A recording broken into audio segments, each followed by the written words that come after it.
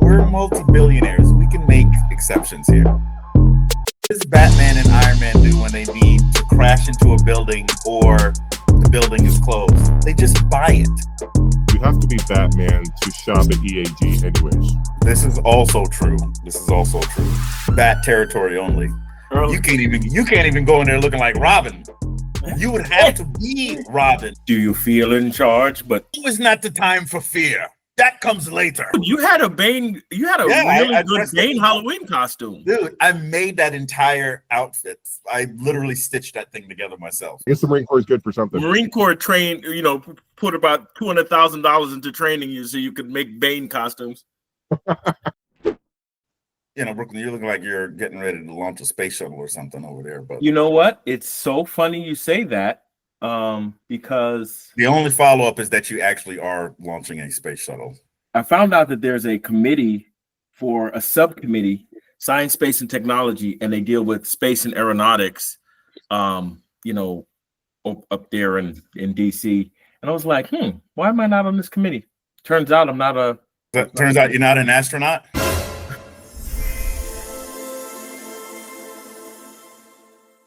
S38 Fire Team, we are back. You just seen a little snippet, or you seen all of it for T-shirt wars. Holy Trinity here. Brooklyn has the Rambo, and Adam is repping with the Green Hell, the Nürburgring. So just let us know if anybody thinks that this is the best shirt of all time. Just let me know right there. Trey Zoom's got it. I see you even have on your BMW Car Club of America cap. Pink, yeah, pink. Yeah, that's my favorite hat. Did you win that at the Solomons? Did I what? Did you win it at the Solomon show? I bought it at not the Foundation. What's the other one that we went to? Zentrum. The Foundation. It was either Zentrum or actually it might have been at Vintage. It might have been right there on the show field. They were selling it. I feel like you bought it at one of the shows we went to and went to the museum down at the Foundation in South Carolina. Entirely. We've had a lot of fun car adventures. All of us. This is the second. I've already went through one hat exactly like this. This is my second one I'm working on. So you went through the hat? Yeah, it's like faded and sweatbands and just had to retire. Gave it a peaceful funeral. Don't worry. All right, Brooklyn, this was your idea, I think, a little bit, right? What are we doing today? S38 Fire Team, we are back. Brooklyn, this is your show. What was the... I try to bend the rules a little bit, and Brooklyn calls the damn non-emergency number on me. Like, what happened, man? Rules are meant to be broken. What's going on? No, you guys break the rules all the time, and that's how you try to win your challenges. But, some people say if you're not cheating, you're not trying, but I don't believe in that. I go to God with clean hands. So what we have today is we've talked in previous episodes about how we all bring a trailer for enthusiast automobiles that are on sale at auction. Doug DeMuro's Cars and Bids is also a similar site where you can do that.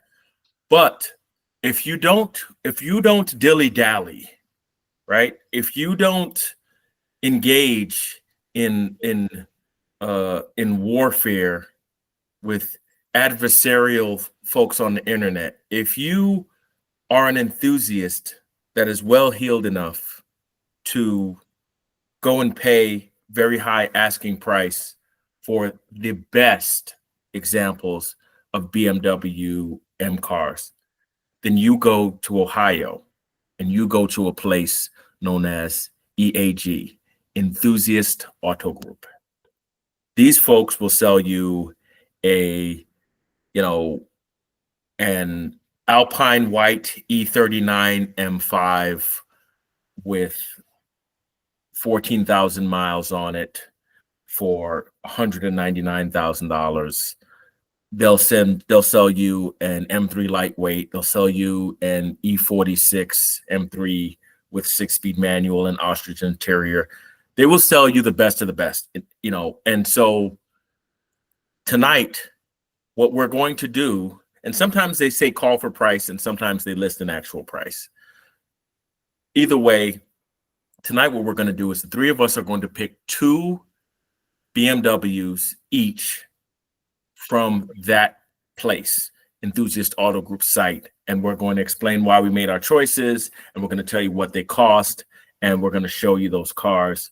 And I think it'll be a lot of fun because there's nothing more fun than what we in this group call OPM, other people's money. Not the OPM introduction. Nice anchor there. Yeah. Gentlemen? OPM. Yeah. Well, Adam, are you? This is OPM. This is EAG. All the acronyms. Where we at? This is window shopping, is what it is. As we were talking about earlier, you'd have to be Tony Stark, Batman, or maybe be a co-owner of Apple in order to shop there. But I think we can all agree that there are alumni sales there. There are people that come, are repeat customers of EAG and are proud of it. And so there is a market for the product that EAG sells, which is low mileage, very clean BMWs. Yeah, and to you guys' points is that it's EAG's almost become a little bit of a subsect of automotive enthusiasm. In the fact that it's almost like it's like Turo. It's almost like like a VRBO, where he had the progenitor of EAG. What's his name, Adam? God bless his soul. He passed away. You know what I'm talking about. Eric. He really developed, just listening to his videos and watching how he operated. I met him in real life. Really, really nice guy. And in like, to him, the relationships that he developed with the people was much more important than the cars, to the point where you have people coming in here spending $100,000, $150,000, $200,000 on an M car, and seemingly Eric convinces these guys to bring it back in a year and trade it in and get something else.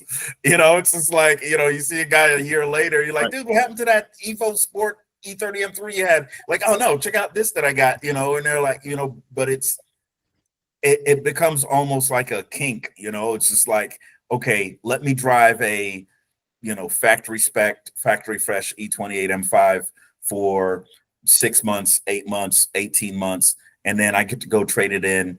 And I'm sure that the dollars made sense for them. Obviously they're still in business, but it's almost worth it to pay. Even if maybe you lose a little, maybe you make a little. Also, because these cars, most of them, the repeat customers, as they call it, alumni, they're serviced there a lot. People would send their cars from across the country back to EAG for these mild refreshes or a complete refresh or just even routine maintenance. And you're talking about shipping there and back, and so it's like this own little ecosystem of the best BMWs that you can get outside of going to BMW and asking them, can I get inside your vault?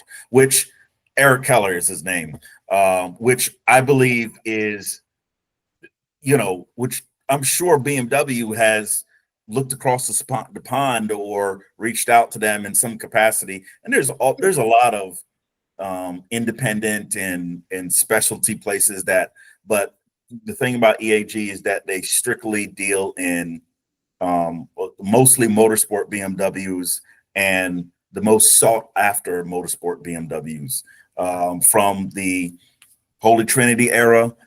They have some new stuff in there too as well, which we'll get into. But as Brooklyn was saying, what we wanted to do for you guys today is just to do a little window shop. The holidays are coming, but also just take some time to talk about some of our most favorite BMWs that we can sit here and spend some virtual bucks on, right?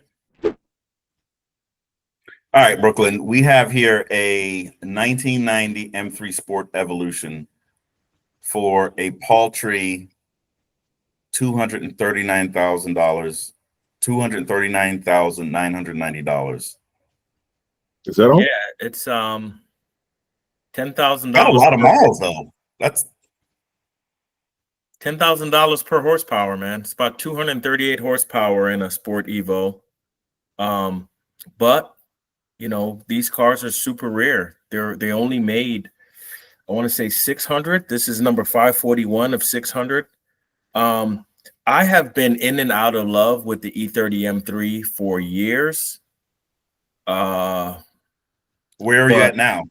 Are you guys on talking terms? Well, the thing Do is, you still go to the house? Do you still go to E30 M3's house or no? a couple things have happened, right?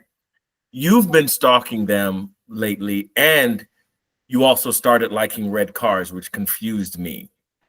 But things happen, people taste change, people get older, they have a midlife crisis, or they want to buy a Corvette. But you now love the E30 M3. This is an excellent pitch, by the way. I just want to throw that out there. This is perfectly timed. But more importantly, when we went to the vintage, Shalinda got out of my Cinnabar red 1988 M6, known as Hallie, and the first car she saw, there were 600 cars. The first car she saw was, I believe it was this exact car, literally this exact car, EAG's Sport Evo. That was right. EAG was there, wasn't they? EAG was there, and we parked in front of their tent. She got out of the car and she stood in front of this thing and she's like, "This is what I want."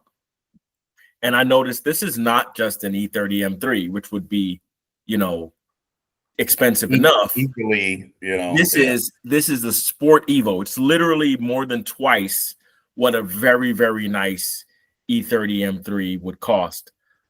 So yeah, it's fascinating, but they're really cool cars. I personally don't think the price is justified, especially from a performance perspective, but EAG would have the best, most beautiful pictures, version of that. And I mean, does this one have a black leather interior? I don't think this one has the special.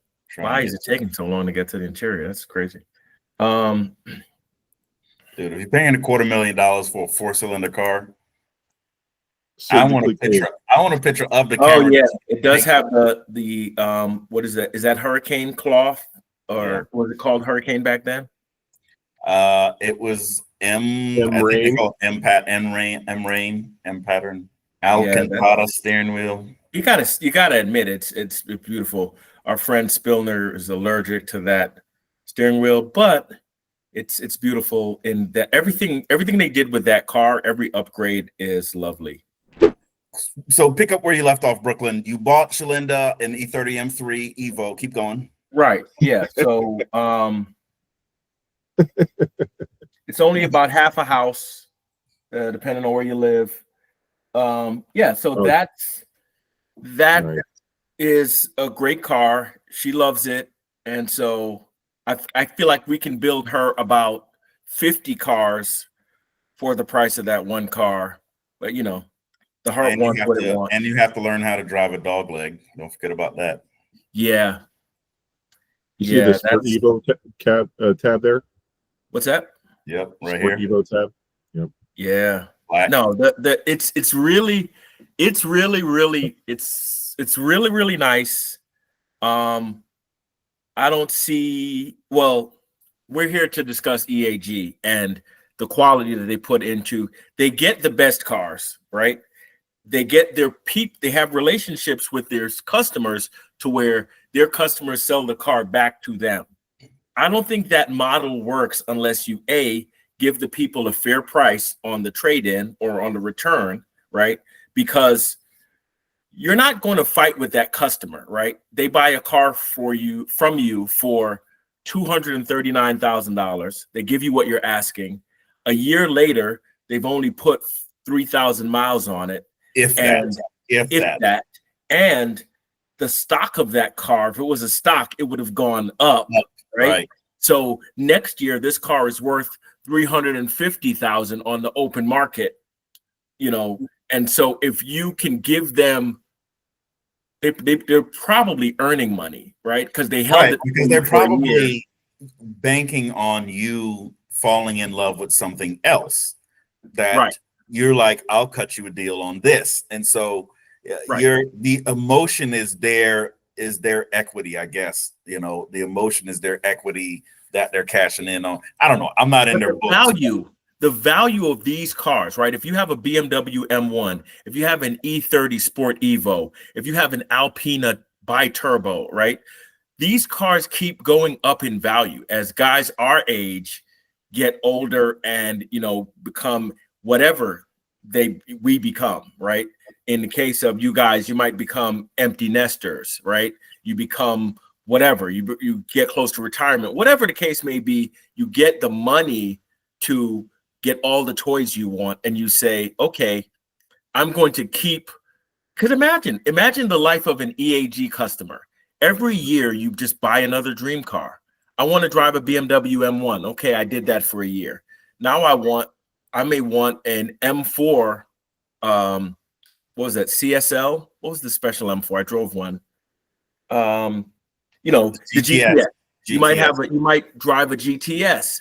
You might drive, you might decide that you want an E34 M5. Whatever it is, you can keep coming back, and those cars will keep increasing in value to where, you know, you have such a relationship with EAG that you know that you could get 20,000 more on Bring a Trailer, but you don't want to bother because you know that you can get something nice from EAG and you're not going to have to deal with the hassle. They're going to give you more than you paid for it. And what's better than that? Yeah, it's you know, I have to purse my lips when I really talk about stuff like Bring a Trailer and EAG, because like I said, I'm not into the finances. I don't know how their books look, and everybody can speculate, but I've always wondered about the, you know, are they, you know, clearly they're making money, you know, for sure. But it's just a weird, I'm such a car hoarder, you know, I'm really bad at the problem. I can never work at EAG because I'm really bad at selling cars. And the only thing worse, they have a bunch that they don't sell as well. You know, well, some of them are just there for the purpose of being there. You know, it's not meant really to sell. They slap the ridiculous price tag on there.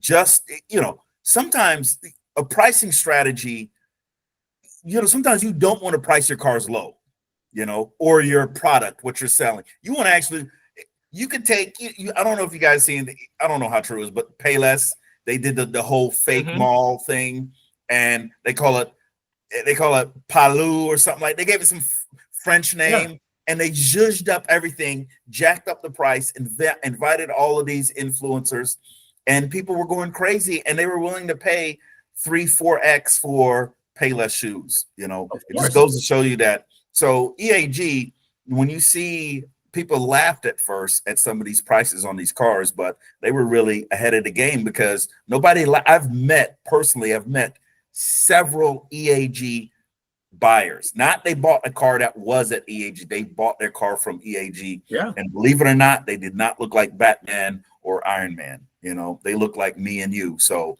that's just, and they were happy. The cars were very, very nice. The cars were very, very nice. Very, very nice cars. E28 M5 and E39 M5. You know, so now, what can you say, Brooklyn, about the Evo? What makes it an Evo? The Sport Evolution had a bigger engine than the standard E30 M3, and it was made to continue following the homologation rules that the original E30 M3 had to follow. So the improvements that they did, like there are lots of like creature comforts inside, but the improvements that they did were this 600 cars, they all had to follow what was going on with the race car. For instance, race cars weren't required to have anti-lock brakes, but BMW wanted anti-lock brakes in their M3, so they made it the race car had ABS, and the I believe the original M3 has ABS as well, not just the Sport Evo. I do. I think it does. Yeah. So this had the wing and the splitters in front and the extra power. It was a 238 horsepower in the street going car. I believe our friend Paul Roche, who designed the engine in 14 days, hence the term S14, I believe he got it up to over 800 horsepower in the race car version. Right. Just well, the M10s got up to 800 horsepower. I don't think the DTM's one were at 800 horsepower, but the M10s went over 1,000 horsepower. Yeah, the M10s went well, turbocharged M10s. But in the not to turn this into an E30 M3 love fest, but I want to address something that you guys mentioned, or I can't remember which one you mentioned, because I don't want to besmirch. What's the word? Besmirch. I don't want to sully my black cars and make them think that I'm leaving them high and dry. Yes, I do like red BMWs now, and the E30 M3 is a car that looks stunning when it's in the brilliant rot, or they have, what's the one that looks orange? Henna. Is it henna? Yeah, henna orange. And it's red is for racing. Okay. Also available in Cinnabaro, aka Cinnabar. Yeah.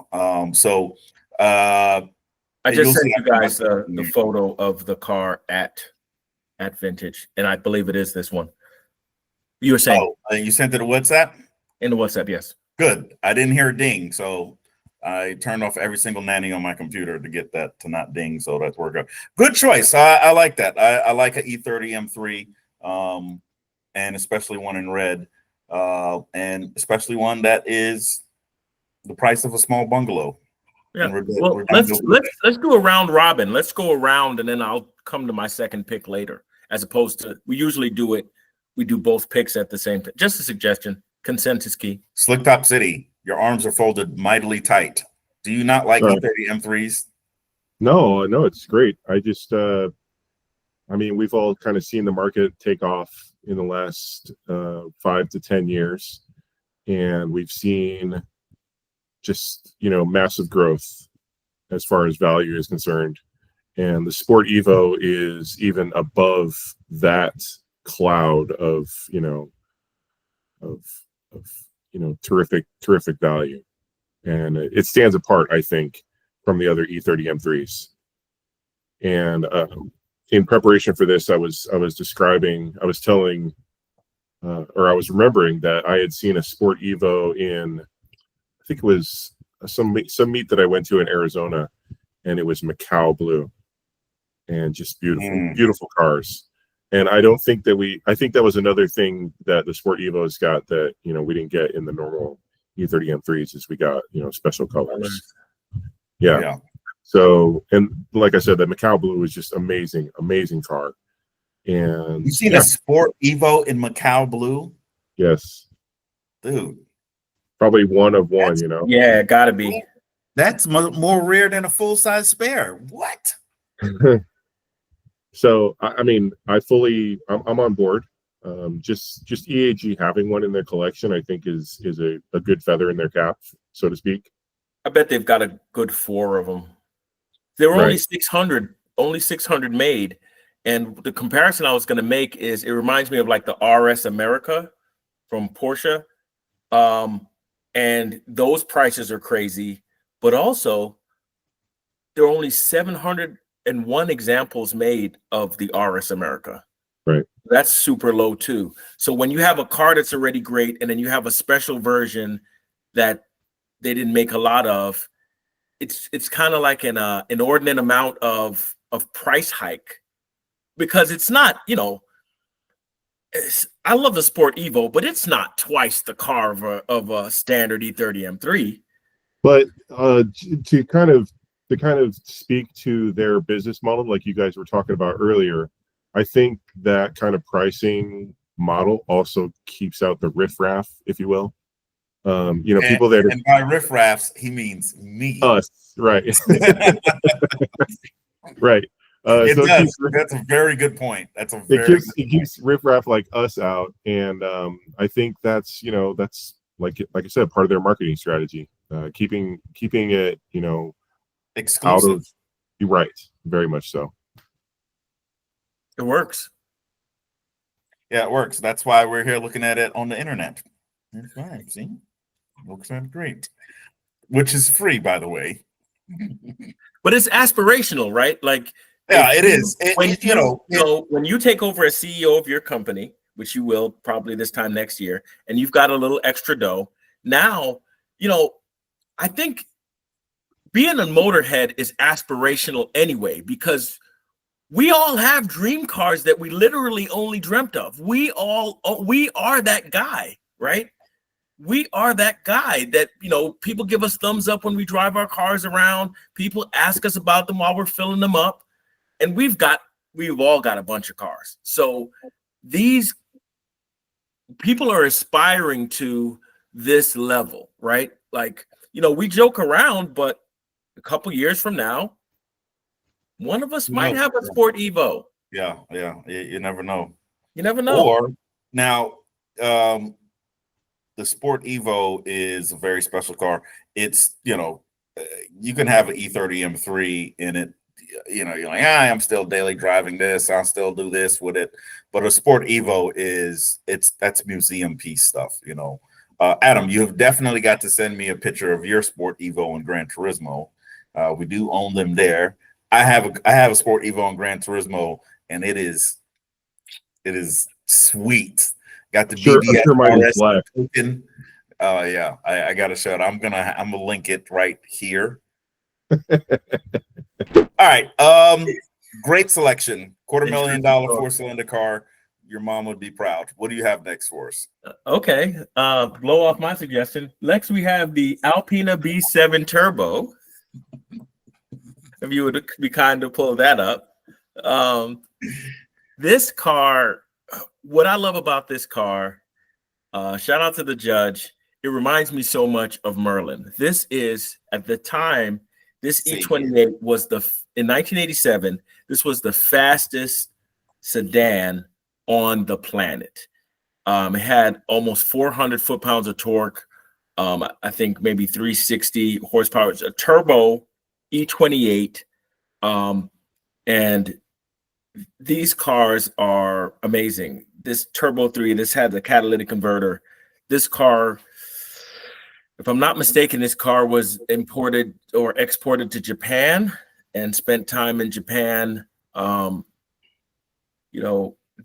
have a book here on, this is the 1988 to 98, and I've got another one. I've got a 1987 book, Alpina. I bet it didn't leave the factory with those wheels. It probably had the open face wheels, smaller 16-inch open face wheels. Those wheels are great. I love them, but I'm sure it didn't come with that. This car is beautiful. It's got the gray, bespoke Alpina interior, that dark gray. It's got a bluish black interior color.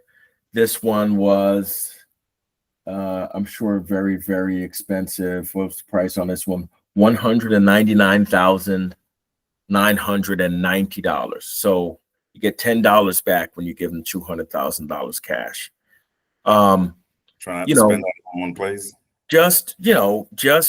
I have yet, no waffles. I've yet to own my own E28, but I really liked this car and I sought out, even though you two are the E28 guys in the crew, I sought this car out because,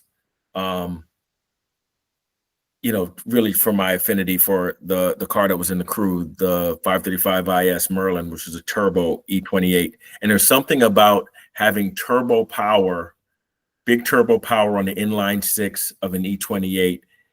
It just feels unreal. I know driving this car when it was new, and probably today, it's just an unreal feeling. You got that big greenhouse. You can see in every photo, you have these big windows, the windshield, the front windshield, rear windshield, the side windows. You're in a greenhouse, you're in a fishbowl, and you can see everywhere. And when you're going rapidly in an E28, it's just very cool to be able to, you almost feel bionic. You can feel and see everything going on.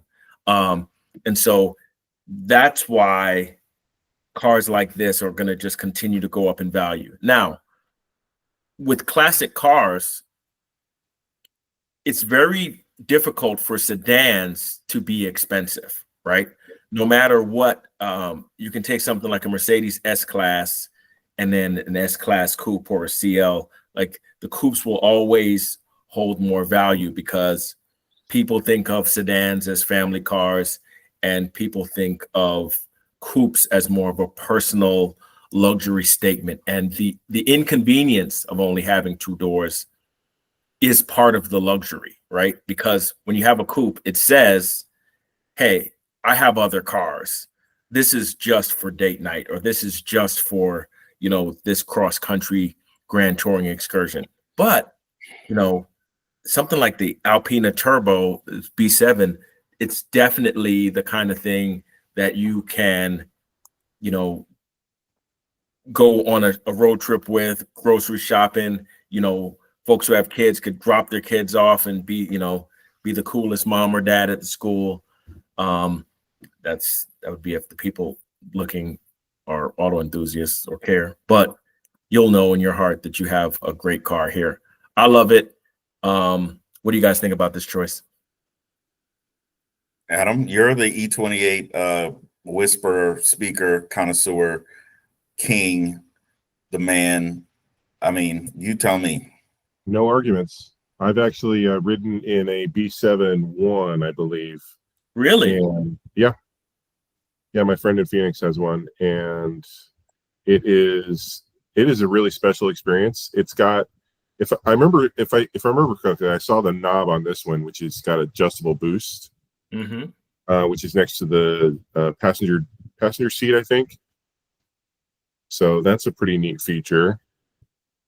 And something else. Do what? I didn't see it on this one. I know the E34s have one. I think some of them are left of the steering wheel and some of them are right of the steering wheel. Go back. Not that far. Just like 2 or 3 from that one. Yeah, it'd definitely be visible. Or maybe it's down by the I think emergency brake or something. Yeah, there you go. I don't know what that is down by the emergency brake, but yeah, I bet it's on the right side of the emergency brake. I would be shocked if they didn't feature it. Anyway, yeah, go ahead.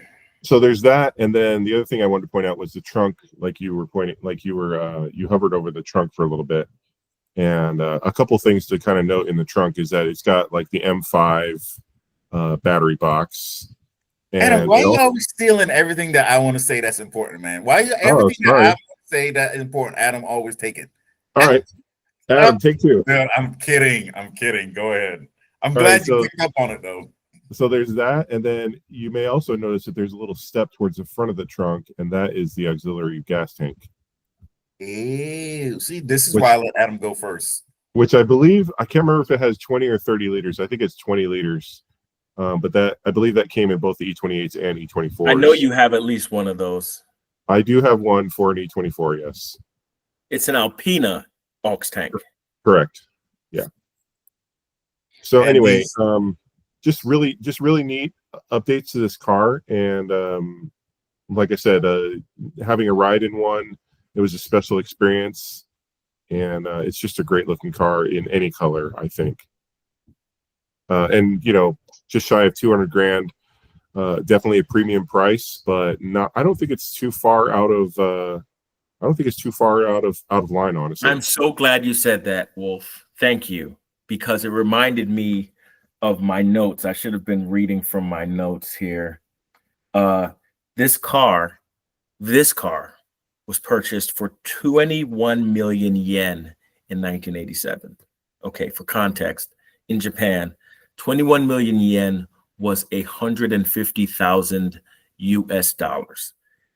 That price converted to 2024 money would be someone paying $340,000 today. Well, there are plenty of cars you can buy for $340,000 now, but they're not, BMW sedans. $340,000 was what that car,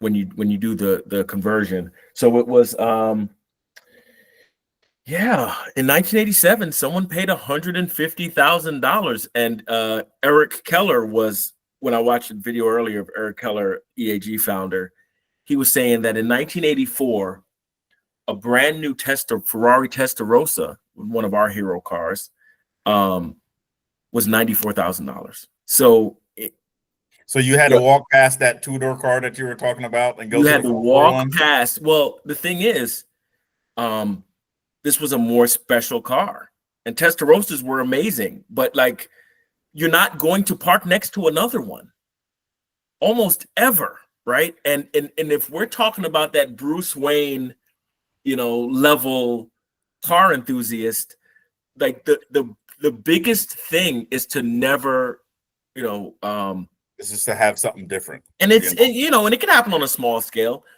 I bring my my M6 to Katie's coffee house. I've never seen another one while I was there, right? And so it's not, I didn't pay $340,000, but it is always nice when you can, and you might, what is that really tiny car we saw, Wolf? The NZ1 or something? I think it's the Honda NZ1, or it has gull-wing doors, and it's the size of it's not a Toyota Sierra? No. It's I think it's a Honda. It's got gull-wing doors. It's very, very small.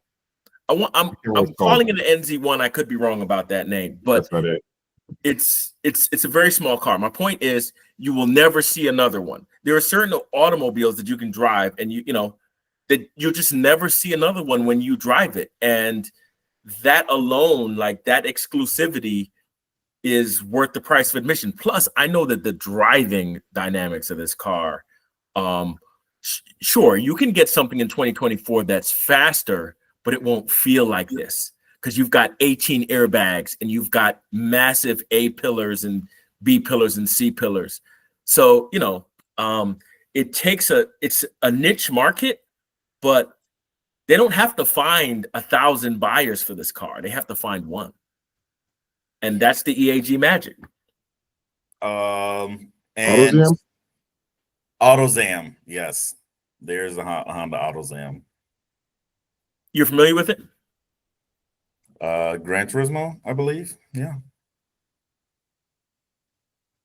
Is that confirmed? No. Never mind. I hate when I forget to take this thing down. Yeah, AutoZam AZ1. Yep. I said, what did I say? NZ1? Yeah, it's not a Honda though. It's a Suzuki. Tomato. Oh, AutoZam is the company that makes it? Yeah. Huh. Well, what do you know? But yeah, I think that's the one. That's exactly the car I'm thinking of. There's yeah. I must say the fitment on this is perfect. You're right in that this did come from the factory with 16 open face Alpinas, but these 17s, I zoomed in on it. They're 17s. And Hold on a second. What did you say? I'm right.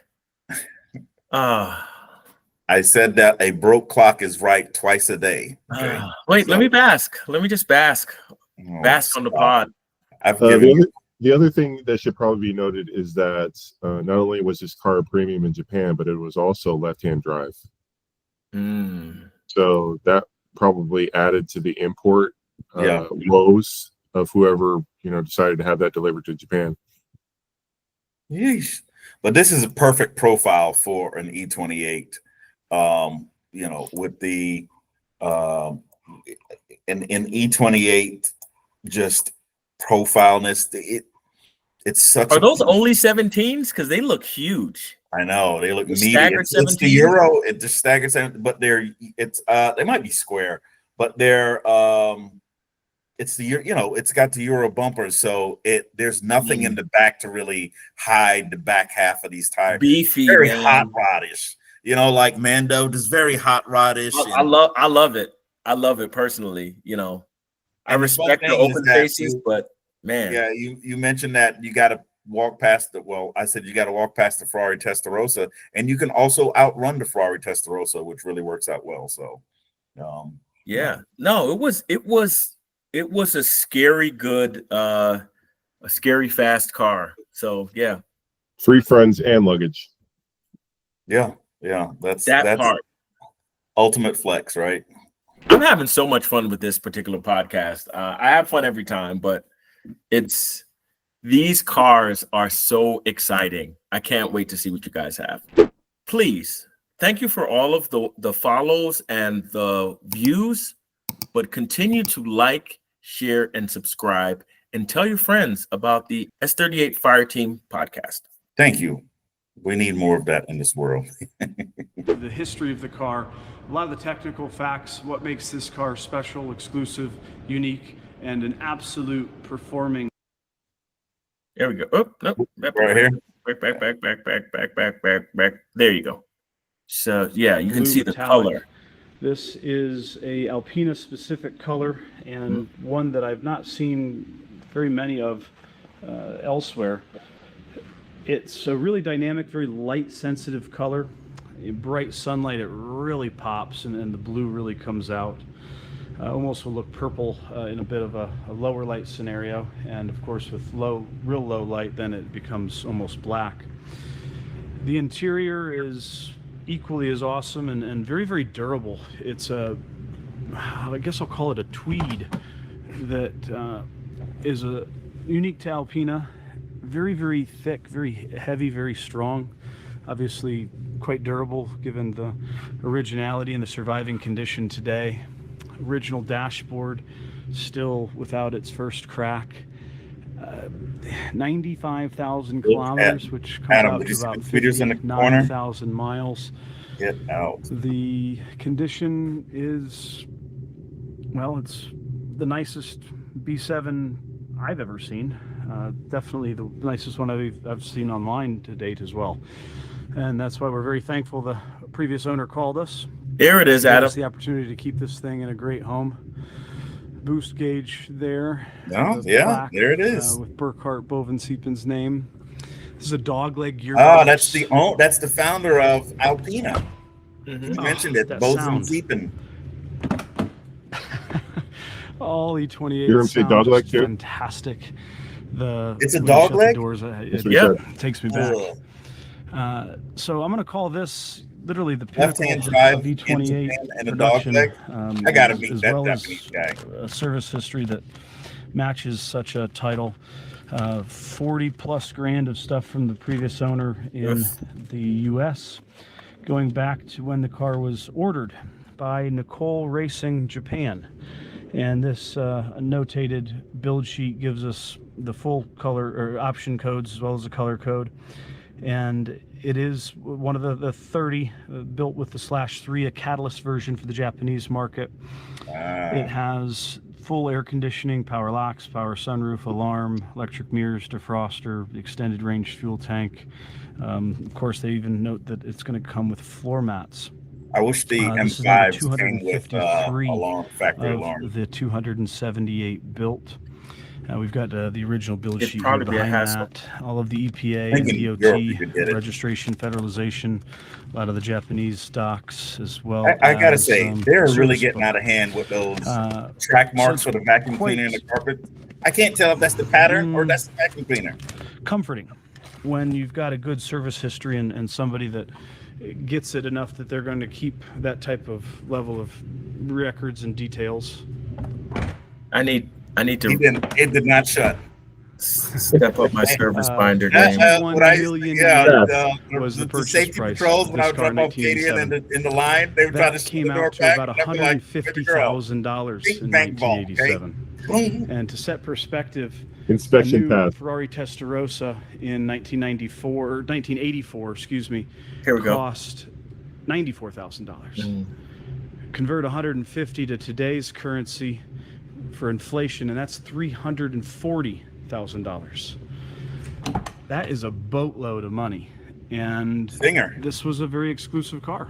It's I No. don't know that they would have made a whole lot more of them. It's a pretty boutique shop, and they probably were at capacity at the time.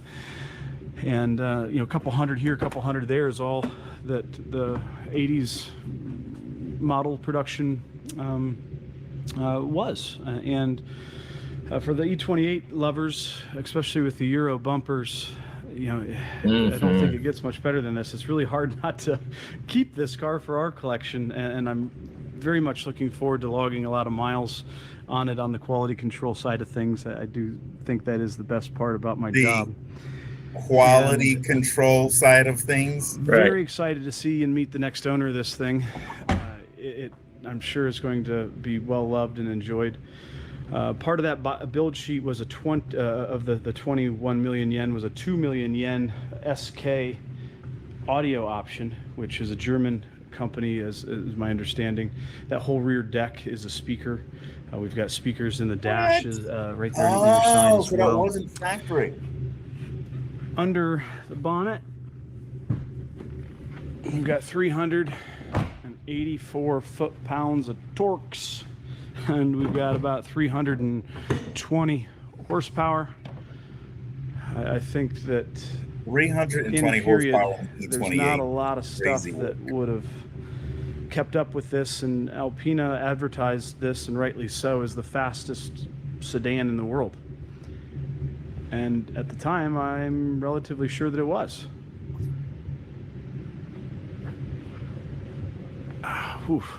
It's gorgeous. I want one. I think that covers the most of the quick nuts and bolts on this thing. You know what's really cool about If Alpina this is is they leave something the that you have BMW further badge on the interest front. in, we certainly would appreciate a phone call and a conversation.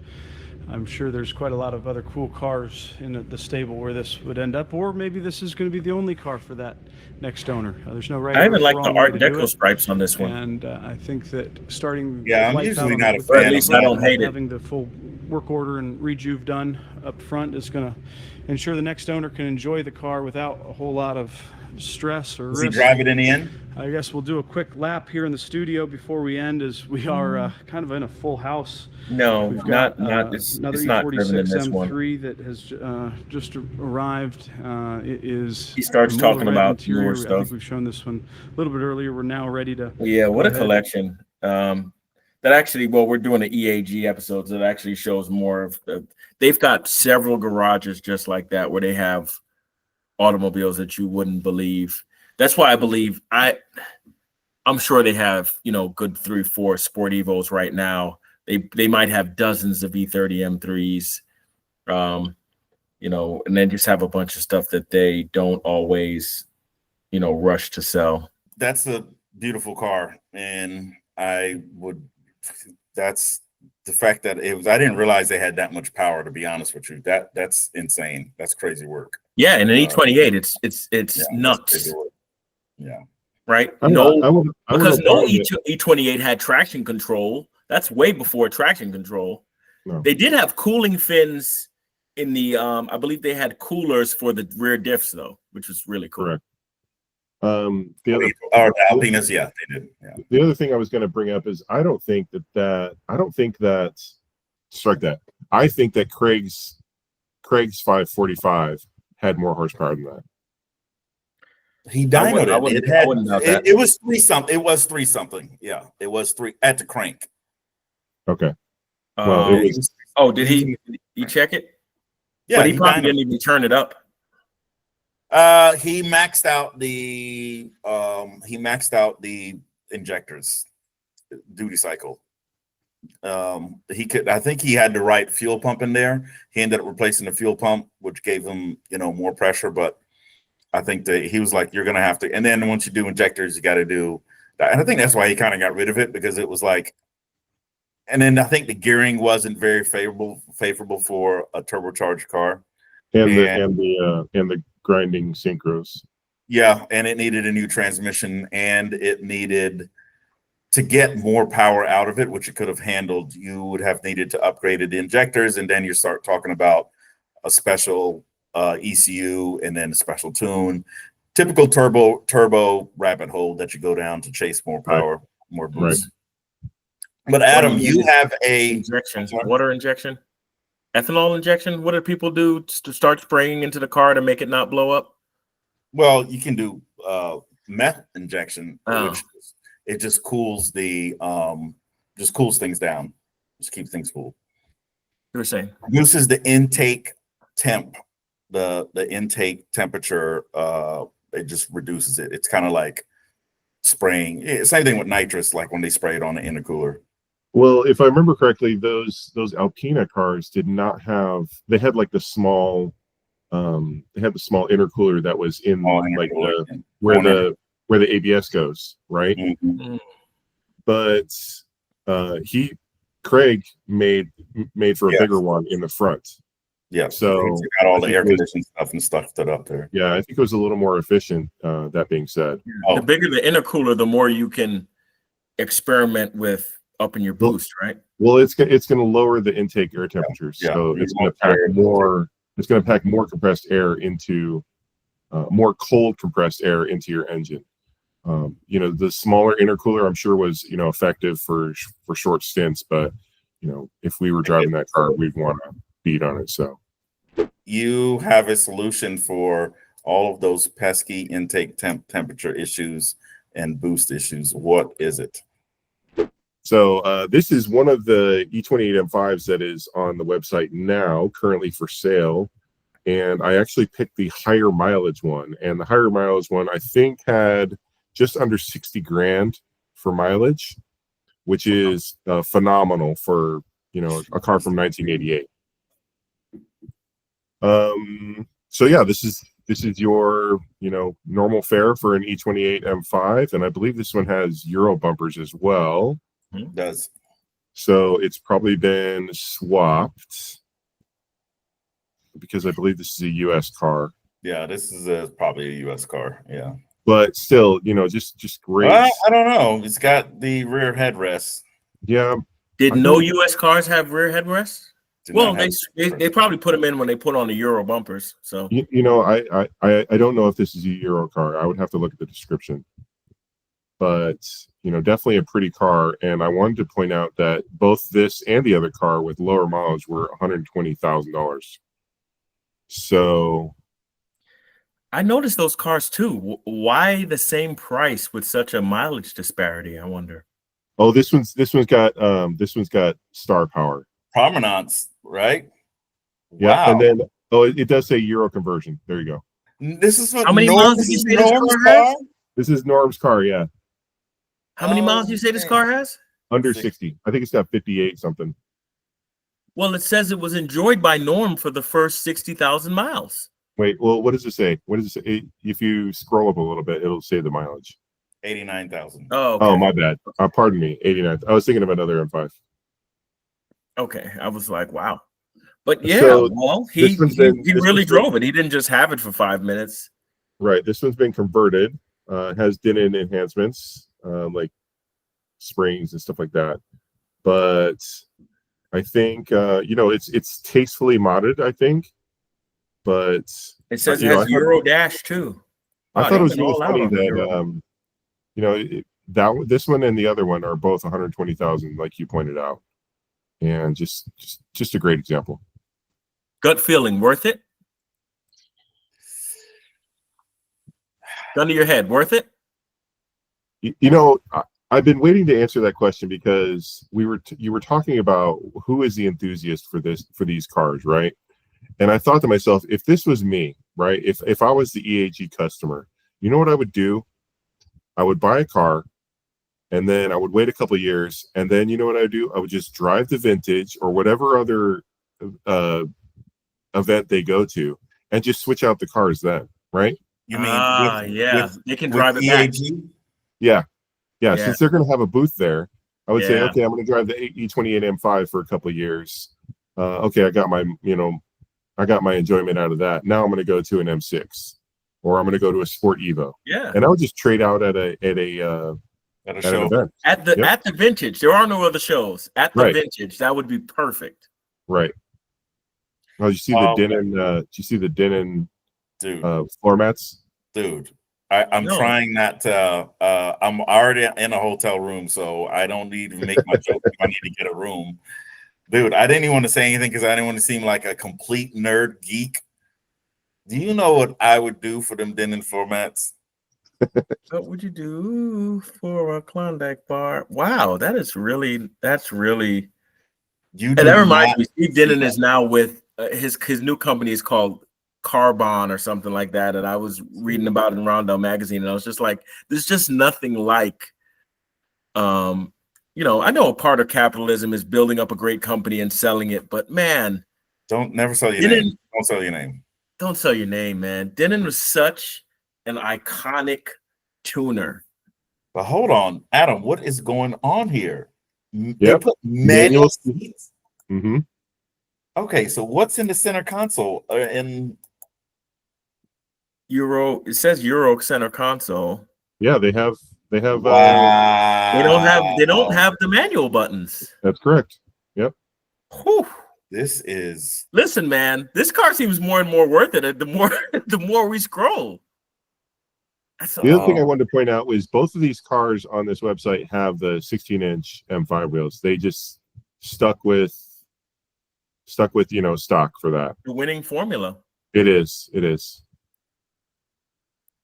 Yeah, just a sharp, proud looking. That's my favorite word to use to describe E28s is they're proud. To me, they look very proud when they, you sit up in it. It's a very proud car to me. Right. And even though it's black, I think it's still just a really sharp car. E28 M5s. There's no color in the M5 in the door sills? No. It's just black and silver? It is not. Nope. It's just black and silver. There's no color. Yep. I'll go back to it. It's always been like that. Every M5. E28 M5, they do not have color in the door sills. They didn't have the capability. I don't know what it is, but did the E30 M3? I don't know. I don't even know if the E30 M3 had. Yeah, I don't know if they have the M or anything on the door sills. Yeah. You guys can fact check me on that. It's all bright work on an M6. Inside the doors, it's like it's polished steel. Inside that's probably what they would put on the first SM car during that time. I would agree. Yeah. No, it's quite fancy. It's a kid show, so I won't say what I'll say next, but it's bright work. That's Chrome don't get you home.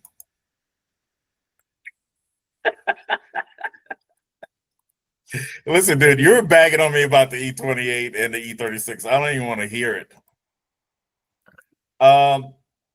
Putting manual seats and a manual conversion in your car is crazy work.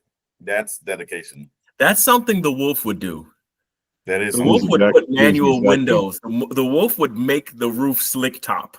It is exactly. It's funny when you're like you know what I would do if I had this EAG E28 M5 and I was gonna butt in. I'd be like, you cut the roof off and weld in a slick top. Yes, I know what you would do with your $250,000 E28. You would take a die grinder to all the posts to put in a slick top. Yes, I know. Not $120,000 E28 M5. Not today. Adam's like, now that's Slick Top City. No. We have here at Slick Top City. A man's got to know his limitations.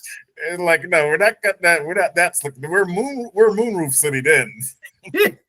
Yeah. So one more little factoid I want to bring up is, like I said, there is another one that has lower miles for $120,000 on their website now.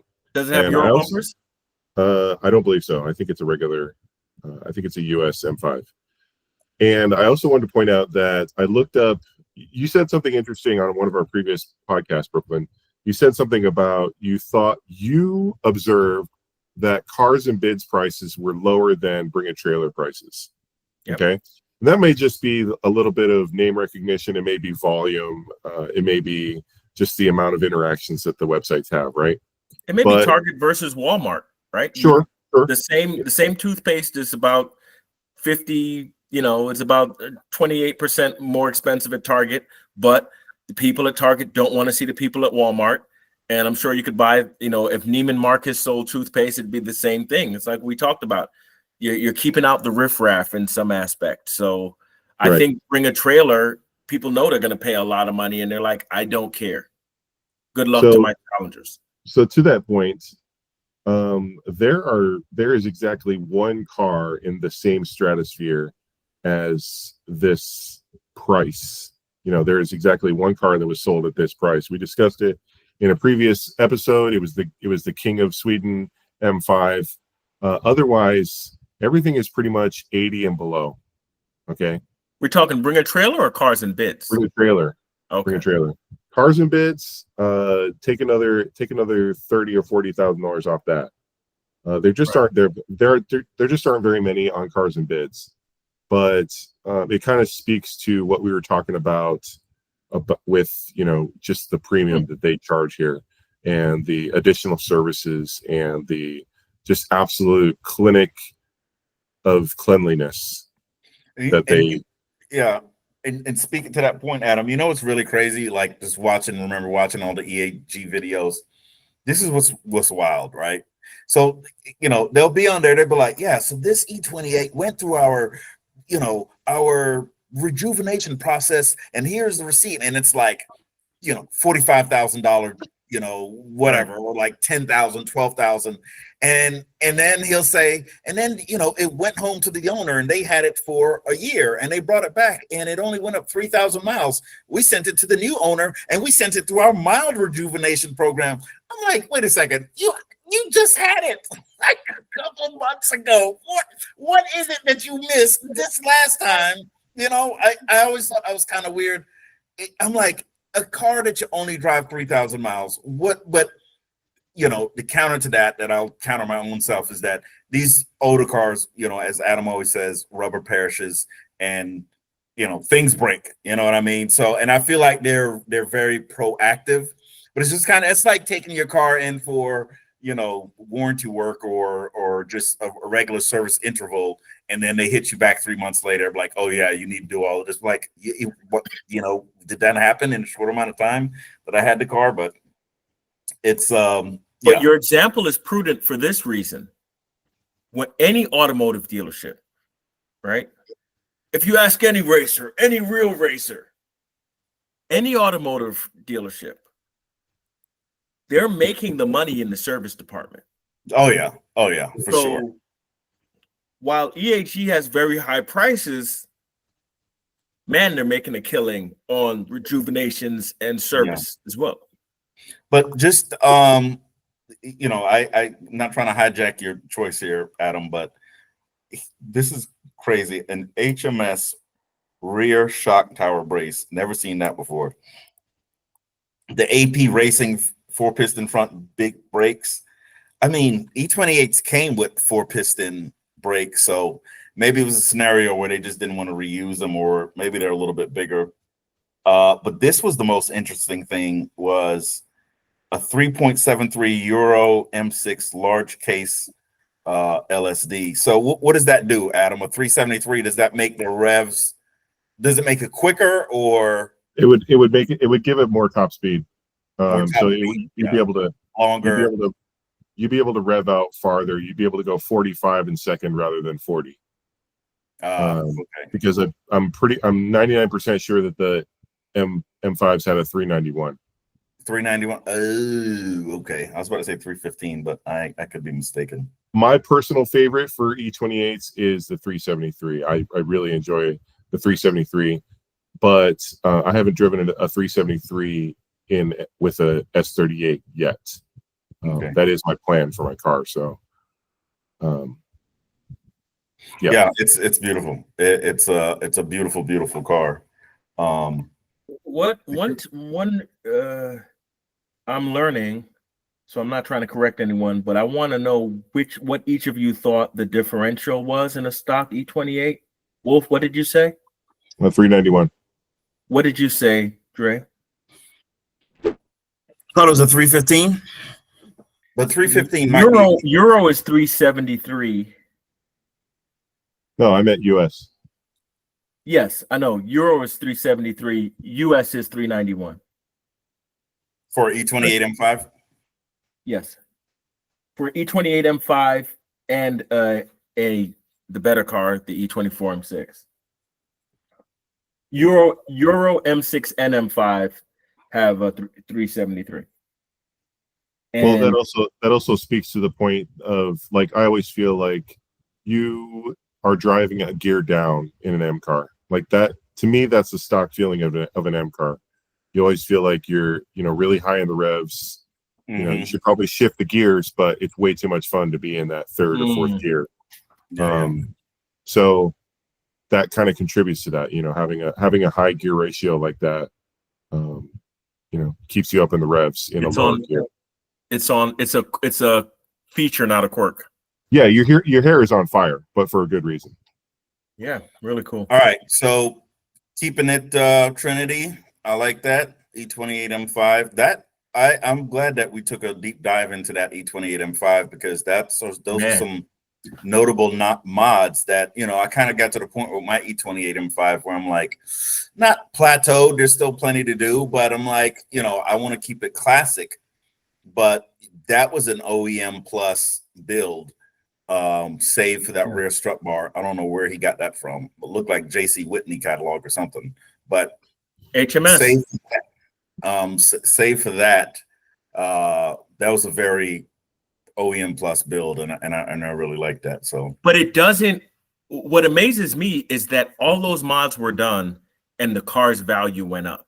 Right. Right. So you got to do the right mods. There's certain cars you cannot do that. Right. If you did the exact same mods to improve, let's say, a Corvette, you would tank the value on that thing. I believe. Right. So only maybe you can do this on a Porsche 911, and clearly you can do it on BMW M cars, but I think if you did it on a E30 Ci, you're not going to see that money. E46 330 Ci. If you did it on no, you're not going to see that money. All right, Adam, how can you follow that up? Yeah, easily. We just pick the dream car of many enthusiasts, and we picked this is the M6.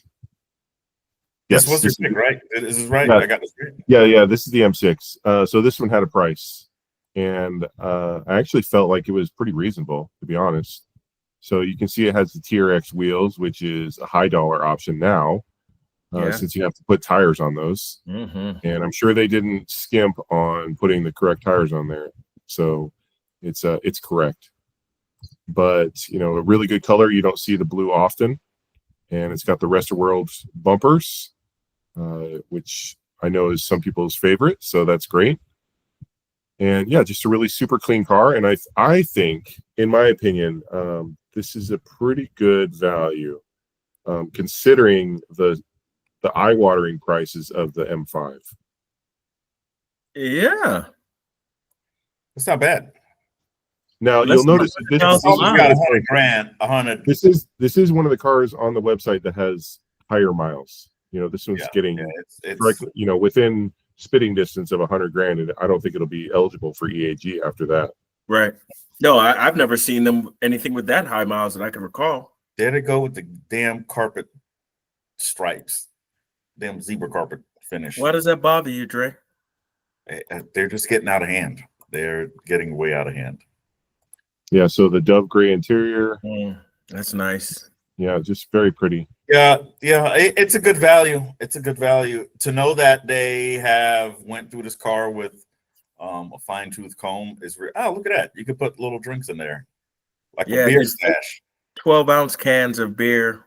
Or nice. I used to keep Coca-Cola in mine. Dude, that's crazy.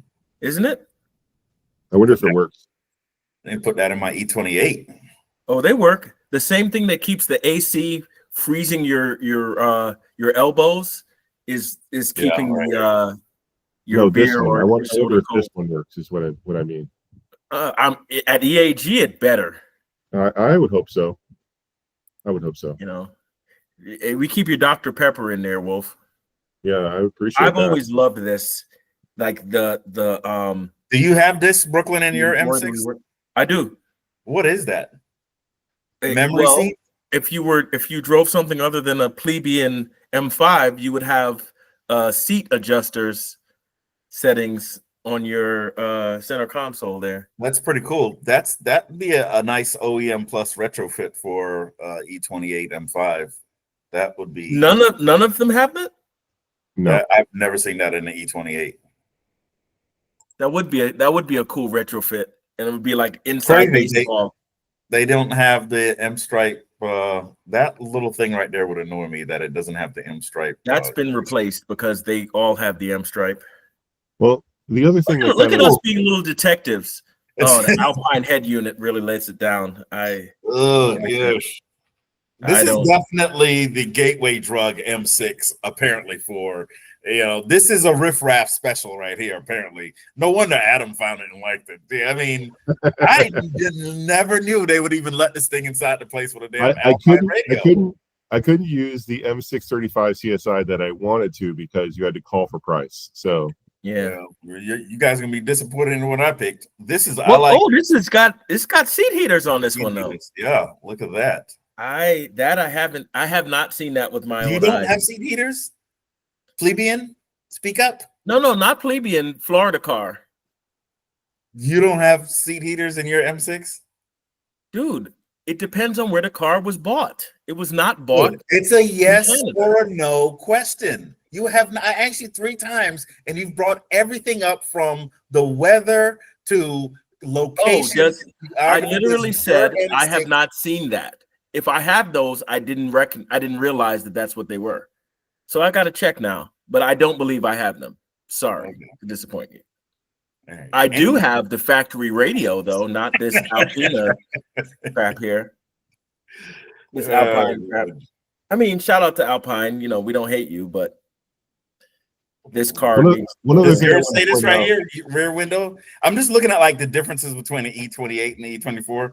That definitely doesn't tell you that on that thing. That's crazy. This is all the same. The other thing I wanted to point out is that one thing I really dislike about the US M5s is that they only came in black on tan. I'm not really a fan of the tan interiors. So when you see the extended leather not in tan, in dove gray, for example, in this car, if it's clean, if it's well kept. Look, it looks great. Go back to that one, please, Dre. The knee bolsters.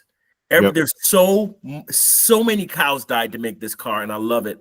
The knee bolsters are leather. That stuff around the gear shift. Yeah. So I agree with you, Wolf.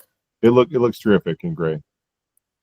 They didn't in the US ever offer it with a black interior. I think gray and tan were about all the options. Oh no.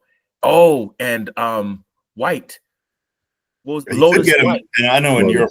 Our friend James Laws, may he rest in peace, had a Cinnabar red on Lotus white 88 M6. I did not know he had Lotus white. The other thing that lets this car down, and it's very beautiful. I love the color. I'm not a big blue car guy, but this one is it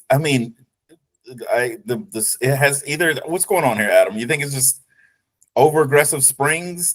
No, it's just stock. Just stock. It doesn't let the car down. The car is just it's just stock. Well, actually, that's a little higher than stock because I feel like this is a lot higher than E24 M6s were lower than the 635 CSI. This car is too high. Yeah, there's. I wonder if there's something in the description about the SLS. I bet that this car that they replaced the shocks with some. Yeah, they were probably replaced the springs or something. Yeah. Probably put them in upside down. It didn't leave the it's not on the posters at that height. Yeah. But it's a great looking car, man. I mean, especially to say I have an EAG BMW. Yeah, and you're not going to run. I rarely see the M6s in these colors. You always see them in the red or the black, but I rarely see them in this blue, which is really beautiful. Yeah, that's the same color as Merlin, royal blue. Yeah, Royale or is Royal blah. Blau. Yeah, Blau. Yeah, this car is a set of lowering springs away from great. Oh, Really yeah. great. Oh, for really sure. real Yeah. greatness. Oh yeah, for sure. Or coilovers. Yeah. Where would you go, Adam? Would you go H&R and some Bill Steins? Absolutely, coilovers done. The end. Oh my God, you can't put coilovers on everything, Adam. Yes, I can. Watch me. He's like, funny you mentioned that. He's like, do you feel like I can't? He shows the tattoo of the coilover on his arm. He's like, how low do you want the car? Lower than low. Lower than low. How can we forget? Oh man, coilover king. You gotta splice that into this episode. Lower than low. What are you doing? I'm lowering the car 3 inches. Just 3 inches like- lower than stock ride height? like that. No. 3 inches lower than low. Do you feel like your car is lowered? Adam, he's killing me with that one. I was like, dude, you're crazy, man. Yeah, great selection on EAG, but the E28 and E28 M5 and E24 M6 offerings were terrific, and I mean, we just don't have enough time to really get into them, but they are just great.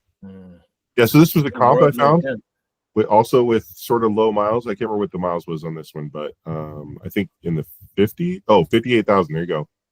Oh wow 58,000 and blue. And what was the sale price? 36. No, Stop. it couldn't be. 57,000. Oh, $1,000, dollar for every mile, almost. Pardon me, 57,000.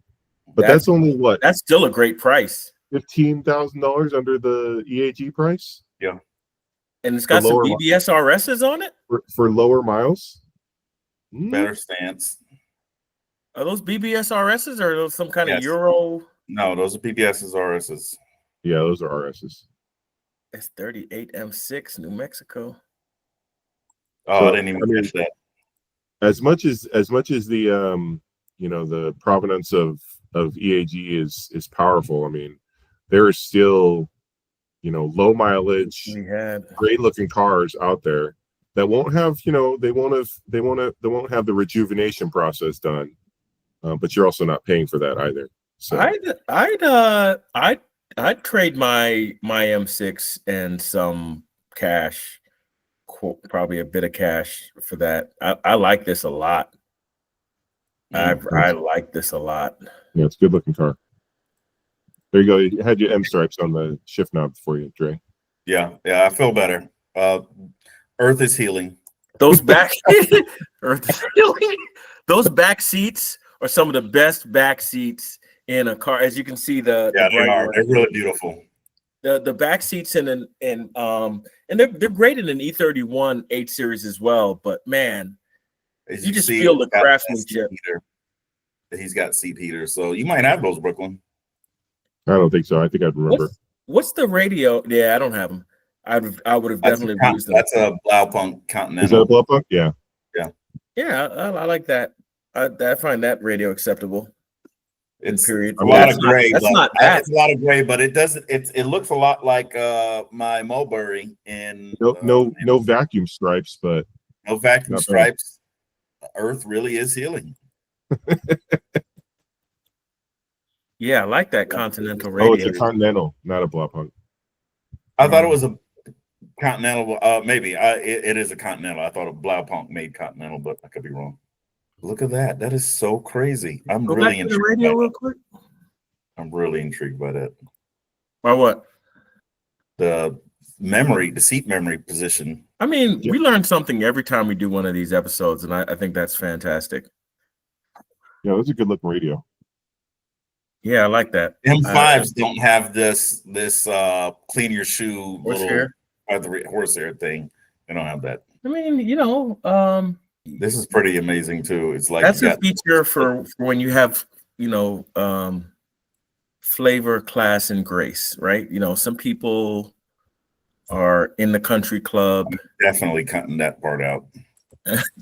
EAG could grab this car. Yeah, They for could. sure. Yeah. They might have won the auction. Yeah, they might. They could have. Yeah, They can sell it for double. It's less than Easy. 60,000 miles. All they got to do is rejuvenate it. Spend $10,000 rejuvenating it. Say they spent $50,000 rejuvenating it. And by the way, this is no shade to EAG. We are not there. We do The not know episode about takes that. a turn. Right. Warfare. They just yanked their sponsorship. Yeah, we're not battle rapping EAG. They're like, why? They're like, hey man, we're getting some really good reviews. Wait a second. Deleted. Right. Oh man, what is going on here, Adam? What is this? Bob Marley. I think this one also had low miles, or no, it was the fact that it was just this is the most expensive M5 on Cars and Bits. Really? Yep. And he's got the homemade brake duct. Yep. Yeah, what is that about?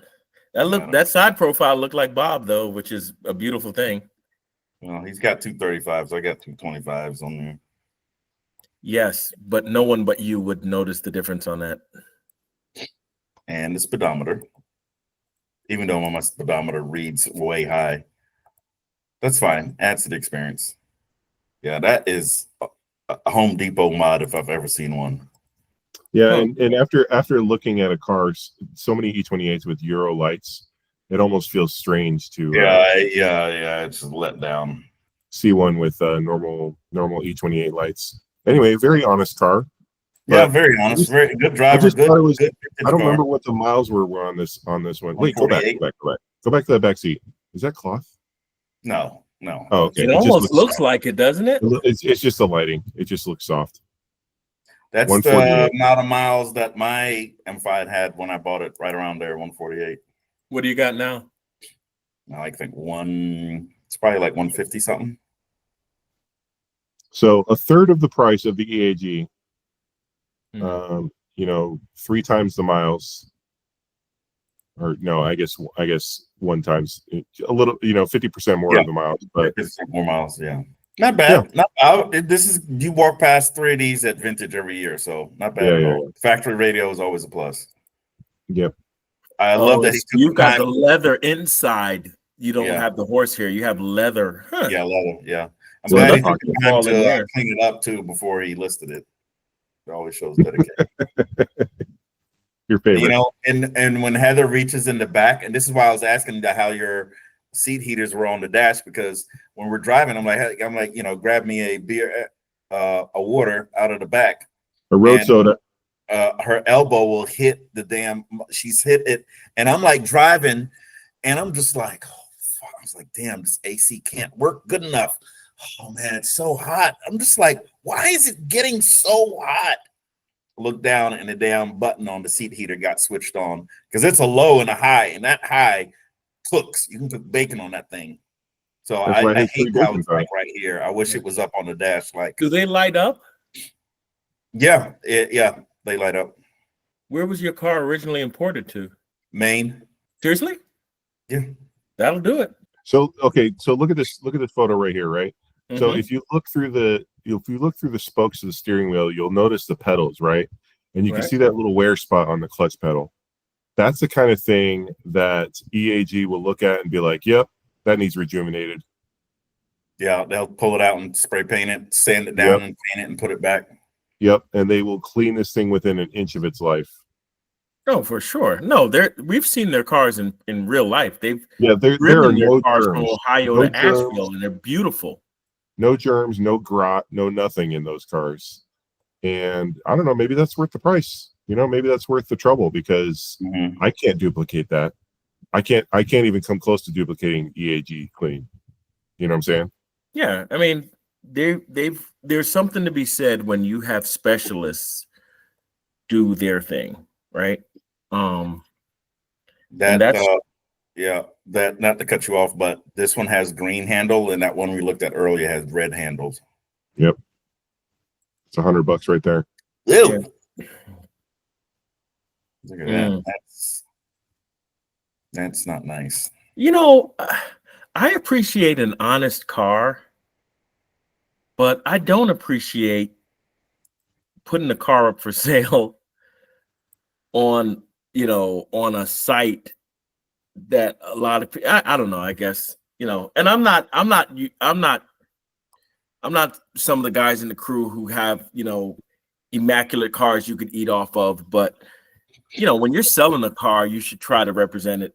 You should try to at least fill up the overflow tank, at least to the max. That wouldn't be a bad idea.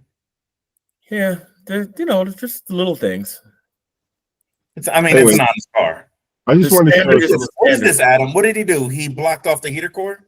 No, that's a fuel thing. Fuel return? There's like a fuel cooler that goes along the firewall there. There's like two metal pipes that go on the other side of that panel, and he looped it off, obviously.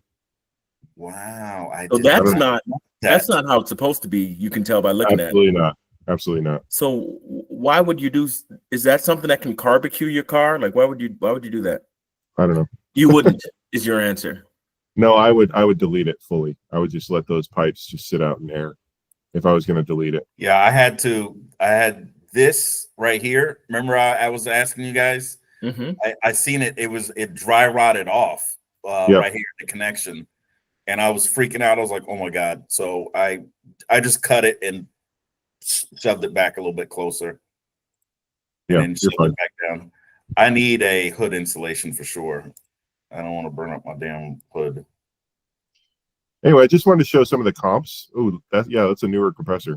I just want to show some of the comps. And you can also see the brake ducts there, the homemade brake ducts. This guy had to have worked at Home Depot. Good night, nurse. Who told him about that? I think these comps are pretty good to kind of show the amount of work that EAG does. What they really put their money into, and what you're really buying. Is this the $57,000 car we're looking at, or was that the M6? This was, I can't remember now. This was 37 and change. 38,250. Okay, I mean, I'd immediately get rid of whatever's going on where the fog lights used to be. It's an honest car. Maybe a little too honest. It's not bad. It's not bad. It's not bad. Well, it's sold in 2022. So, radio is inoperable. Fade on seat buckles. Paint faded on wipers. On front bumper. Yeah, I mean, you know what? I'm not mad at it. Here's the other thing. That car sold in 2022. That car, even if they parked it in the garage that day, that car is worth more now. I think. Well, I'm not sure about the E28. Well sold. Well sold. I'll say that. Well sold. Concur. There's just certain, the Home Depot brake duct stuff is a huge. I mean, I got a pretty good eye for E28 M5s, and that was just that was a tad bit that was just really weird. Sold in 2022, but I think that was probably close to the height of the wars.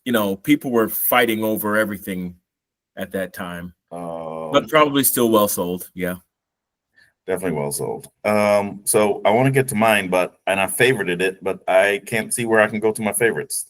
On the EAG page, so they don't have a lot of cars. We'll get to it here in a sec.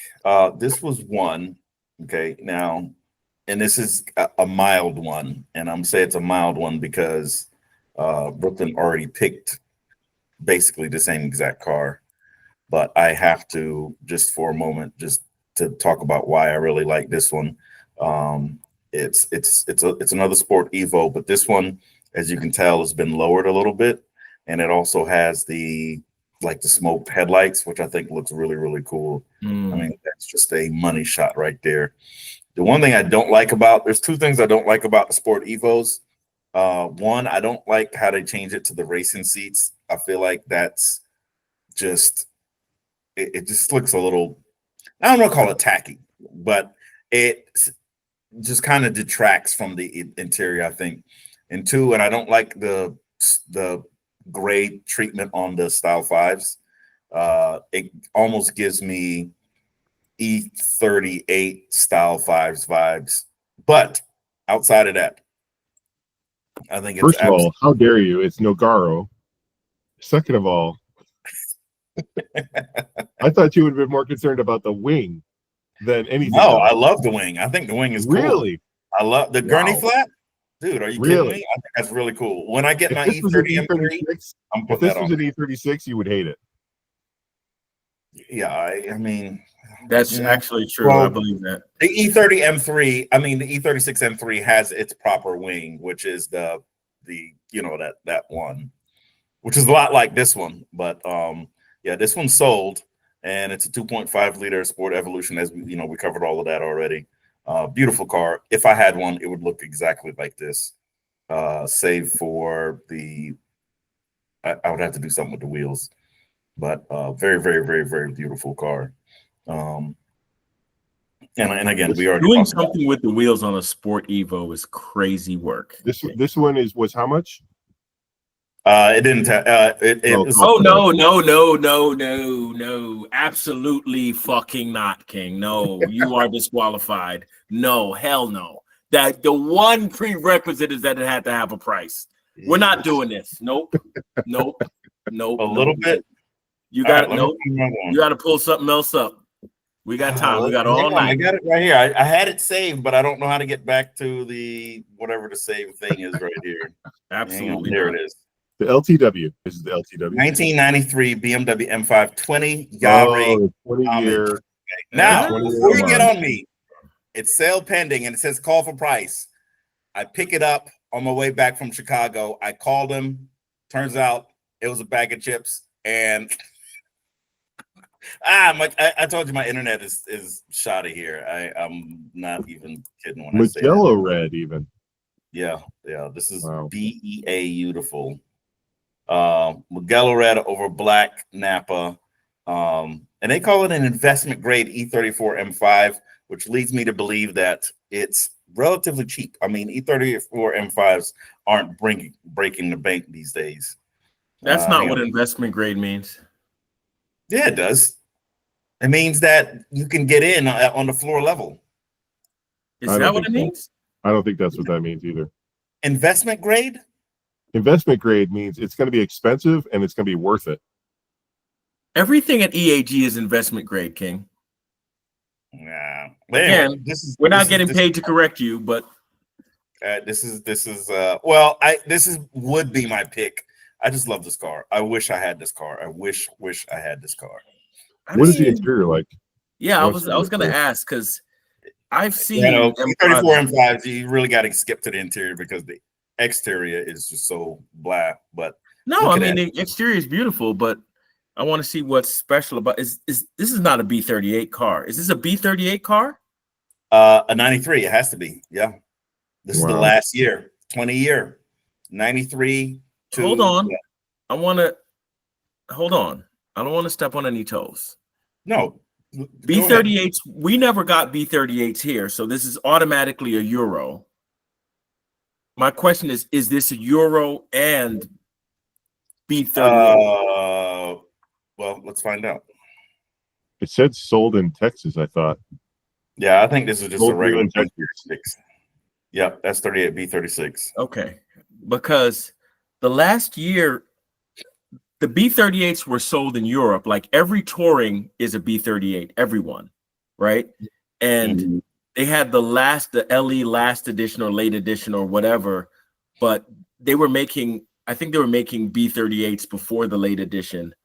But the late edition is what, 90, gotta be 95 because 96 is when they started making. Talking about E34 M5? Last year, the E34 M5. I want to say it was 93, maybe 94. Only in America, not over there. Could you get a 94 E34 M5 in Europe? That's a good question. Absolutely, you could. Okay, we can look it up. But I love this car. I think it's really good. It does break the rules. I apologize for that. And to be quite frank, considering the fact that We never got to the interior. we did, but I'll go back to it. Hang on. We didn't. We got to the engine bay, but we never got to the Well, what's interior. interesting, they call it a 20 yacht, which is a 20 year. There was never a 20 year, but homage. So they're meaning that somebody is saying that they're paying homage. I'm assuming. Well, I think they had special brakes, and I think they had some other stuff that was special for this particular model. 20 years of BMW M, maybe not 20 years of Yeah, of M5. 73, 93, Right. yeah. Yeah, I want to see the seats. There we go. Oh, okay. Does it have red belts from the factory? No, keep going to the right. Keep going to the right. All right, let me just click through. So it's 5-speed, so we know it's not a 3.8. Besides the fact that they just said it's another 3.8. That's kind of cool. I wonder what that is for. That's sharp looking. That's never been used. Look at that finish or that trim. Vacuum stripes on point. Vacuum stripes are there. They filled in the color for you, Brooklyn. Are you There happy you now? You got your color in the door sills. Oh, the seat belts just You like that? I love it. what? Dude, that's fire. I love it. What does it say on there? Does it say something sport? BMW Motorsport, I think. Yeah, BMW Motorsport. Okay. That is cool. Yeah. I mean, they could have added some razzmatazz to the seats in some way, but interesting. E34 M5 seats. I didn't really notice the contours on the back of the headrest. Those might be special seats for the 2020 year. I don't think that it is. I think those are all, yeah. I think they're all the seats look like that. I think so too. Yeah, those seats. That's just, and some people take them and put them in E28s too. Yeah, I wouldn't do that, but yeah, I wouldn't either. yeah, great car. Oh, yeah, Also, that's nice. also doesn't qualify because I don't see a price, but you can keep going until you. Well, here's the real, and this is what we'll do. I mean, even if you taken the 5 minutes to call them today and gotten the price, I would have let that go. But here's the plot twist. I literally hopped on the site just right before we hopped on, but here's the thing. There's, I knew what you guys would be picking. I looked at the same E28 that Adam picked, and I really liked that one, and I was going to go with that, but I didn't because I really felt like I have an E28 M5. I'm not going to go there, spend $100,000 on the E28 M5 when I can just simply do the mods that they did, which, that's a whole nother story in and of itself. But outside of that, I mean, I would do this E30 M3 Alpine White on Cardinal, but no, you won't. you got to call for the price. I'm just going to show you that and then I'm going to show you what my actual pick is. They've got 1,000 cars with actual prices. That I actually thought about that one. Le Mans this is Caramel. Yeah, this is nice. Yeah, apparently he thought about it pretty well. It's sold. Yeah, that's yes. Even you can get away with using one that is already sold because the price is there. Emola red over black. We can get more adventurous than that. Yeah, that's the thing. I'm like, I can find one of these on Craigslist if I look hard enough. Not this nice. Let me be. Oh yeah, for sure. But at least my internet is shoddy here. So, but good looking car. What do they call it? Oh, it's a Mola. Are those the competition wheels? I think those are competition wheels. I think it's a competition car. Yep, ZCP. Okay. Yeah, very, very good. Very good spec. Yeah, for sure. I'm just not a huge E46 M3 guy. I like them, but I don't love them. Yeah, 1M. Yeah. I looked at this. This was kind of cool. I'm just not what is this? The M4, M3. King, you are turning into what do you want for dinner? I don't know what do you. All right, this is what I want for dinner. If I'm going to break the rules, I'm going to break all the rules. Okay, this is what I want for dinner. So I skip across the pond. Okay, and I buck up on this. This is an Alpina E34 B10 bi-turbo. Okay, Yeah. Munich Legends, in case anybody doesn't know, is very much the equivalent to EAG. Same premise. They take classic BMWs from the heyday and they go through them from stem to stern and they offer them up for sale. So this one is 89,000 pounds, and it is this is the legendary Alpina Caros. Yeah. So they're not. EAG would have definitely refurbished those Recaros. Yeah. But this car is beautiful. Love it. Yeah, this is, and then this is what we were talking about, the boost gauge right here. Yeah. And the other downside is not downside, but this is at 212,000 kilometers. Kilometers, which is like 13,000 miles. That's the math right there. New York school system. Math. Yeah. So I love those seats. Yeah, this is sinister, and it's like the dark gray black type thing going on. Dude, it's a bi-turbo. I know that thing scoots. Yeah. 0 to 60 in under 5 seconds and a top speed of about 180 miles an hour. Like done and done. It said 355 brake horsepower out of an M30 twin turbo. That's crazy work. Done. For M30. Crazy work. Yeah, that's gold right there. As a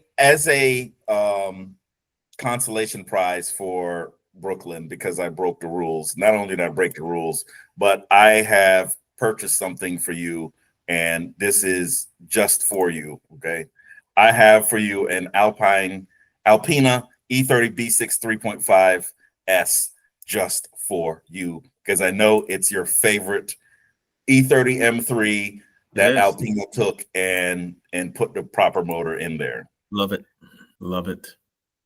In fact, I saw it when you were displaying the bi-turbo. I saw it behind in the window in the back there, and I was like, oh, I hope that's what I think it is, and it is. Yeah, this is it. Love it. Look at that radio. I'd love to make one of those. Yeah, that Blaupunkt. These are real museum pieces, by the way, meaning that these are investment grade, as you guys corrected me on. These are investment grade. Dude, there are 2 white M1s in the background of that photo, King. Like it's going out of style. You walk in a place, like, can you hand me the keys to the M1? Which one? The white one. Which one? We might have to make a visit to Munich Legends. Is Munich Legends in England or Germany? Well, Munich Legends. It's UK. It's in UK. It's in East Sussex. East Sussex, governor. Yeah.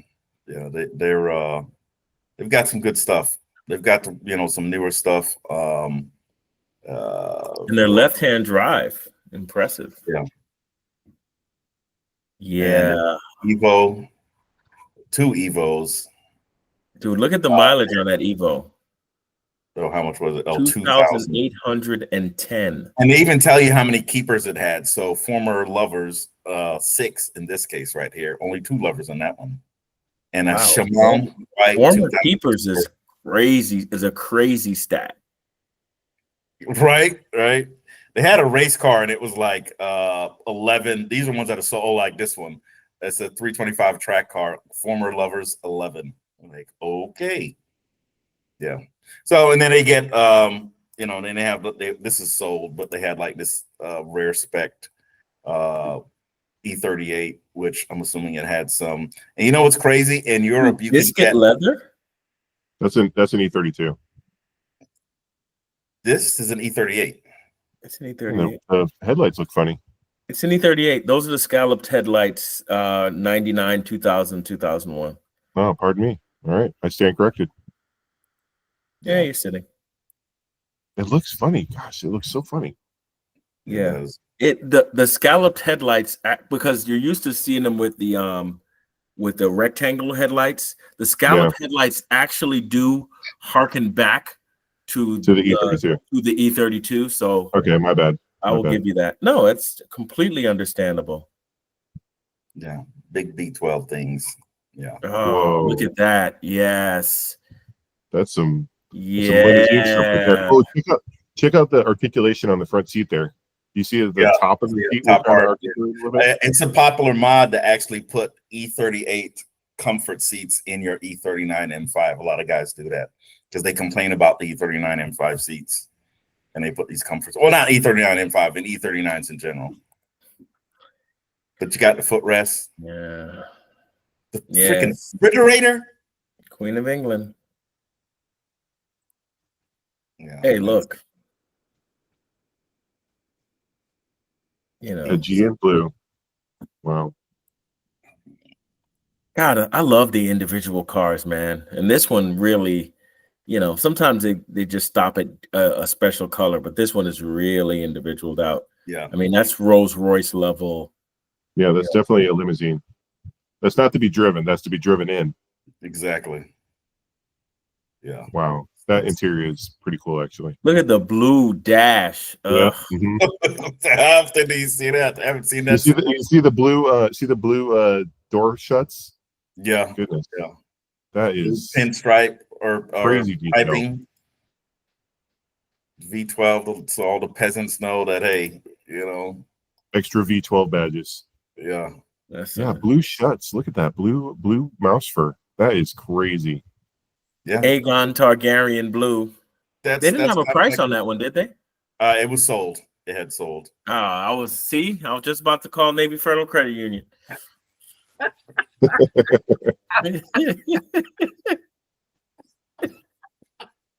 You sound like a PFC right now. Hello, governors. Hello, governors. You sound like a PFC right now. I'm about to go get a Dodge Charger. Right.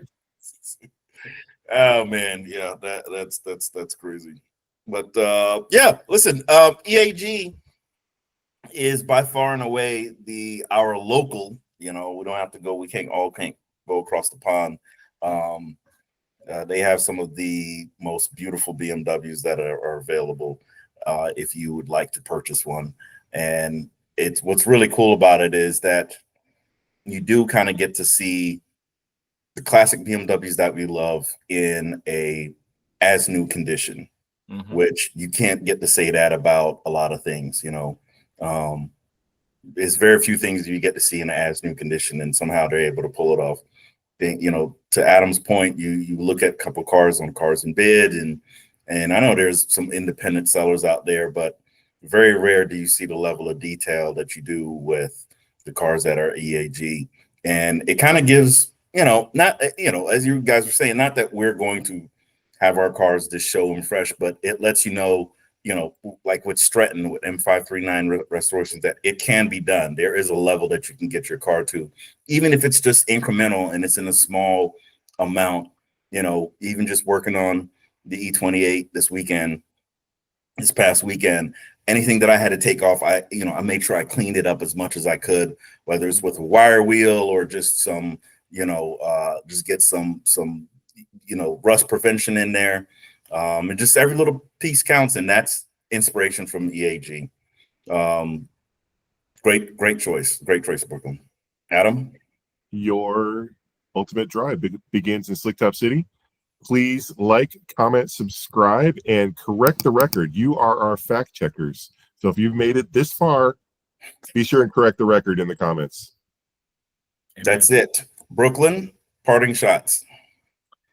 What a great episode. You guys picked some amazing cars, cars that we all love, cars that we'd all, love to drive, and some cars that we've already experienced. And you guys made a great point. Like, EAG has the museum quality versions of our cars, right? They have every car we have, and they have it at a museum quality. And it's fun to, know that you paid a work-a-day, that you got a good value, right? We talk about this all the time. When we drive our cars, you're not going to get the mathematical experience, right? Like, some of these people are paying 10 times what we paid for our cars, and it's not humanly possible to enjoy it 10 times more than we enjoy it. But if you've got it, right, and you're like, I want the most beautiful E38 M5 in the country, then, EAG might be where you go to get that car. So I think it's really cool that they exist. I think the business model is clearly viable. And I think that this has been a fun experience. Awesome. Thanks. Yeah. All right. That's enough for us tonight. This is S38 Fire Team. I'm Dre Zoom, Brooklyn Taylor, Adam Slick Top City Armor, and we will catch you guys on the flip. S38 Fire Team.